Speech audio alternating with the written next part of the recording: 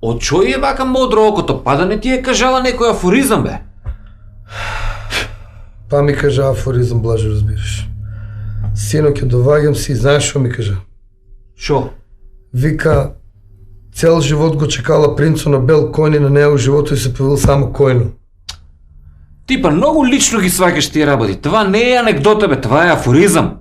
За таква работа рака не се крева, да ти кажам. Само ти афоризам, ти знаеш, ама јас колку сум брз на рака, разбираш, и шо да правам, ти цела вечер ми беше криво. Ја сега праќам на Аутопазар да дадех и паричка, да знаеш колку сака на Аутопазар доде. И нека си купе нешто и ќе помине. Грешка ти е тоа, бе, жена на Аутопазар, како ќе се израдуе кога сама ќе си купе. Абе, јас на мојата шо и правам. Те сега за 8 март и поклони ламела за лалата, срекнат, шо ти кажувам. Сега за роден ден ќе давам една потисна плоча и тоа хармонија у брако и све. Не вакви работи да правите. Јас се оставам сама си одбере, после пада не ми се качува на главата. Бата ли ги жените?